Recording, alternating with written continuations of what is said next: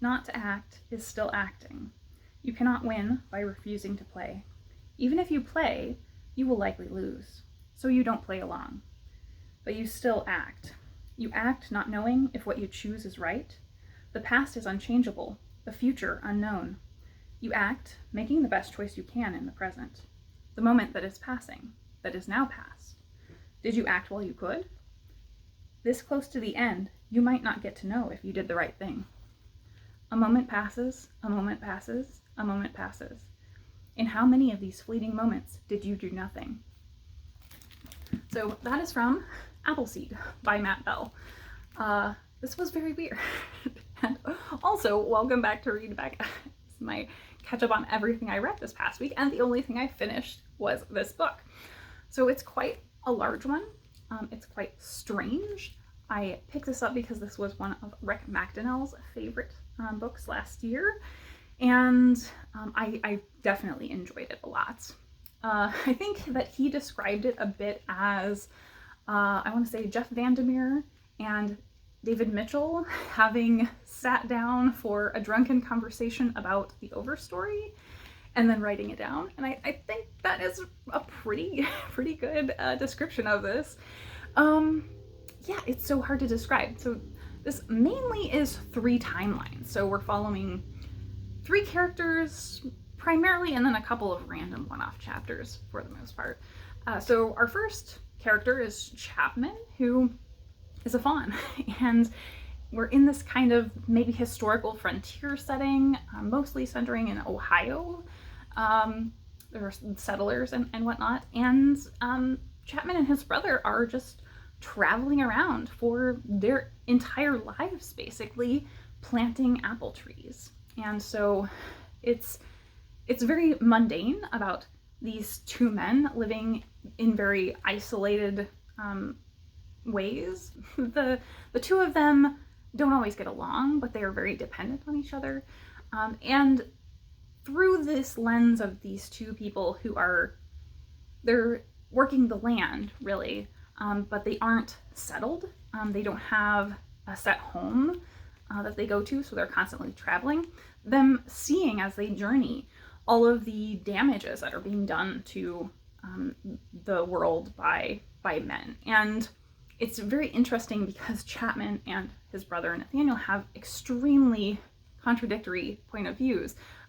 Chapman kind of believes what his brother says, but then his internalizations are really the opposite. So Nathaniel's view is really that it's God's will that man works the land, that he harvests and takes from it what he wants, basically. And Chapman is always very distraught about these, bad things that are being done to the earth. And we see things like trappers who just want furs, very wantonly setting out traps and poison and doing really mass scale damage. Or they go through a section, I think, that talks about this quite a bit. Wherever Nathaniel's sure it was the cavalry who'd caused some violence, they're soon to find a half-dozen uniformed men ambushed and riddled with gunshots, or else torn by claw and fang and beak. Other times, Chapman is sure it's the witches who caused the damages he sees, only to discover again the everyday negligence of common men. A stand of trees burned to hastily expand a pasture, at the cost of every acre's, every bird's nest, squirrel's hollow, and fox den. So much ashy soil eroded into runoff. Elsewhere, he finds a river dammed, its trout and bass and perch trapped in reshaped waterways, ill-suited to their needs, unable to reach feeding spots and spawning pools they once returned to instinctively. Then another stretch of swampland, drained, leaving behind acres of stinking catfish, their slimy bodies flopping in the drying mud. Barbels twitching, gills heaving against mud made from water they used to breathe. All around Chapman, the natural world flees west. Every improvement men make on the land is an incursion against the wild, the territory a shifting borderland, temporarily neither settled nor pristine, where for a time both men and witches might act, where a fawn could move with ease, if only he'd risk it. So we're seeing this in, I guess, kind of a historical... Oh my god. Gumbo just was hanging from the window seat because she didn't make her jump. Okay, anyway. So Are you all right there, buddy? So then we have a near future. We have the character John, who is part of a small group. We don't really know exactly what he's doing, but it seems like this group is trying to reclaim wilderness and rewild things after a major climate disaster that is facing the world. And it sounds like the coasts are very unlivable. Around the world, this is a major problem. And so we're watching as they're dealing with the consequences of all of the things that have happened. But even so, the people with power are continuing to perpetuate that the use of resources is kind of their right, is a human right, and we should be able to decide how human resources are used. And there's a really powerful line in there where it kind of says, well, if the world is just humanity, is it still really worth saving? And it's so powerful because they're watching these mass extinctions happen and having to deal with that, but still thinking, well, we can come back from this. But if we're not saving the world we live in, is it truly of value? So then we have this far future, and it seems to be like post-apocalyptic type far future, where we only really know of one person, and that is someone known as C234. And we're slowly getting this picture of this very isolated individual who is searching for something, and it's literally just this individual in kind of a bubble sort of transport, I guess. And he is almost like Piranesi to me a bit, in that he doesn't seem to have full cognition of why he's there or what really fully he's looking for. It's a really interesting perspective. And I think I liked that one the most, but the least happens, I think, in his perspective. So through C, we are really getting some interesting information, I think, about how the world works. And so I think that's about all I can say really about plot. In terms of the writing, obviously the writing is pretty powerful. It's not super flowery, but it has really lush descriptions. I think that this deals with the themes of time and kind of fractured time and the choices that we make affecting time. There's even one like very standout chapter. I didn't really understand why the kind of single perspective chapters that came up happen. So one of them, we get like almost a myth of a faun, and it comes back into play sort of, but it's not super important. But basically the whole point is that this faun is kind of experiencing all of time at once. And so that builds into these themes of fractured time. And once you get to the end, it's not really clear where the story really starts and ends. So yeah, very interesting aspects in terms of the storytelling. And then an obvious other major theme that I thought was incredible the way it played out in the end is really how humans can't exist divorced from nature, but nature can go on without us. Nature will continue without humanity. So I think that really goes back to that point of, if it's just humanity, is it really worth it? And I just really enjoyed this. I thought it was pretty phenomenal. So very glad I read it. Thanks to Rick McDonnell. Then I started, and I'm just barely into The Gilded Page by Mary Wellsley, and I got a little bit of progress on The Pillars of the Earth by Ken Follett. This one is very interesting so far, and I think I've gotten in far enough. I don't think I'm gonna really need to take notes or tabs on it. So I think I'm probably gonna get audio, since it's 1,000 pages, and kind of alternate when I can so that I can not take forever reading it. And then Palimpsest. I'm not usually this person who feels like their mood affects their reading, but I feel like this is gonna be a new favorite. I'm really enjoying it. So because of that, I just did not pick it up at all this week because my mood has been so negative. productive. So yeah, I did not make any more progress on this, but I am loving it. I really want to read it. I've actively wanted to read it, but I just don't want my mood to like affect my reading experience. I think Appleseed, maybe it did a little bit because it was great, but I was feeling down a lot while reading it.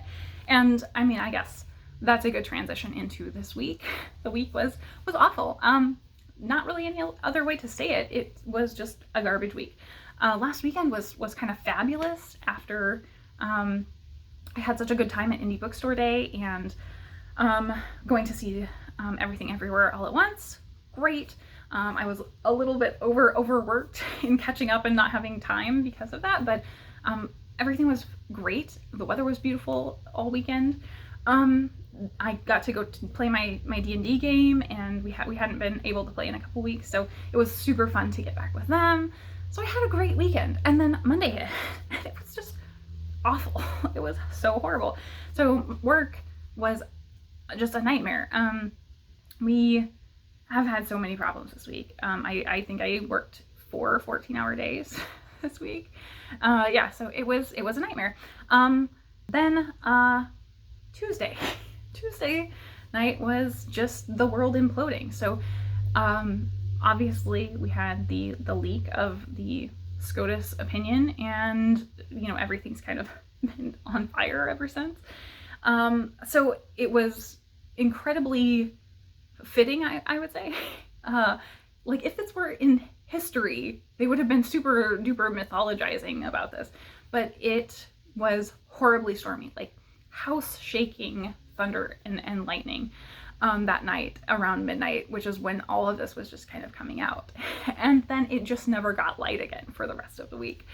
So we had like a literal dark day on Wednesday, and it was not just overcast, but actually dark to where like you had to have lights on in the house or it was dark. And then it stayed very rainy and overcast for the entire week. Today is the first day we've had sun since Tuesday night. So yeah, it was a week. I mean, I don't really have anything to say to add to the conversation on that topic, but yeah, it's been awful. And beyond that topic, now because of that leaked opinion, now we're seeing this erosion of rights in a lot of other places. For instance, this Texas announcement about like public education possibly being under threat, and it's absurd. It's just, it feels like living in a dystopia right now. So yeah, I don't know. I did also finally start a gym membership last weekend, thinking I was gonna like be back in, and because we have hot weather coming up, like literally I think this coming week. It's gorgeous out for this weekend, but I think this coming week we're supposed to hit the 90s.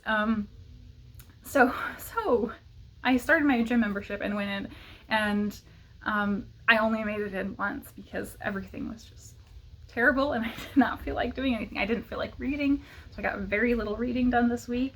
I did watch way too much, as usual, of The Amazing Race. So I'm now into season 28. I thought I was almost out of seasons, but they did actually have the rest of the seasons to watch. So yeah, so I watched that, and I started Is It Cake? Because that's a nice, brainless, and entertaining watch. I do feel like that one's sort of misleading because they're so far away and they only get a short time to judge if it's cake. So it's like, yeah, if they were a lot closer and they had more time, it would probably be easy. So recommendations. I have, number 1, Miss Reads a Lot did a great little free library tour in her area. And I really enjoyed it. It was just like exactly what I needed at the moment, because it was entertaining and very joyful to see all of the neat little libraries, and it's just so great like that we have bookish community right now, and we have the people that have passion for books and really want to share them with their community. So that really was wonderful. Shelley Swearingen has a video that she put out on the Caldecott winners from recent years, and I really enjoyed that one. So Caldecott's are children's picture books, so check that one out. And then the last one is kind of an odd one, but Shannon Riddler. I love Shannon's channel. She reads very widely. And actually, Lindy's Magpie Reads, and Shannon, if you guys are not connected, you totally should. So this is a very personal, individual message, but you're both very Canadian readers, very broad readers of the same sort of types of things, and you both read a lot from your library, so you should be connected. But so Shannon is one of those really crazy readers who has like 20 to 30 books on her currently reading. And I think Sean the Book Maniac is the only other person that I know that does that. But she has this wonderful project where every time she gets up to too high and wants to bring them down, she will do a TBR jar type situation, but for her currently reading. And she will spend a week reading only the books that she has pulled from her list of already currently reading and not add any new books. And so I love that it's framed much more in the goal of making progress on her stuff that she's currently reading than unnecessarily finishing. But it's always so fun to see like the variety and range of stuff that she's got going. Like I know she's been trying to work through a project of reading all of Ibsen's plays. She gets graphic novels. One of my favorites that has been coming up for I think literally a year or more is Outline Alphabets, because she's very into art as well. And so she has this book of, it's literally fonts, like it's an alphabet of fonts, and she gets out and writes all of the letters and practices doing them in whatever font on the pages. So every time she gets that one, she only is going through a page or two, but I just find it so entertaining to see all of the alphabets she's drawn. So yeah, very, very random one, but I always enjoy seeing her when she's got the like currently reading challenge. So she's doing that for this month for her TBR. So I'll link the first week's example down below so you can check her out. I think that is it for my week. I hope everybody is maintaining sanity and keeping yourselves safe, and yeah, now might be the right time for some self-care for sure.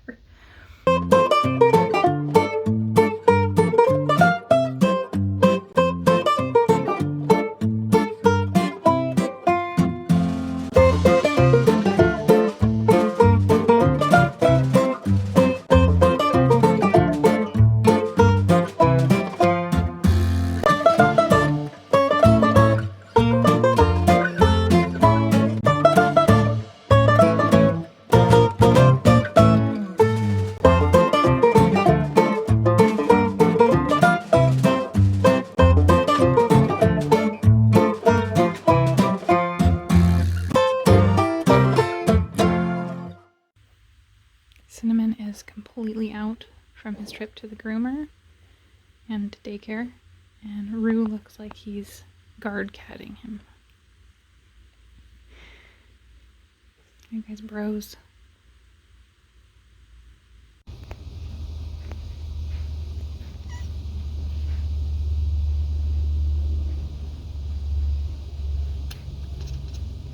You tripping at the bird?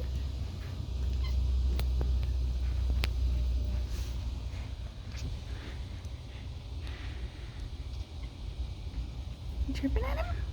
Yeah. Clematis decided to kind of bloom out of nowhere.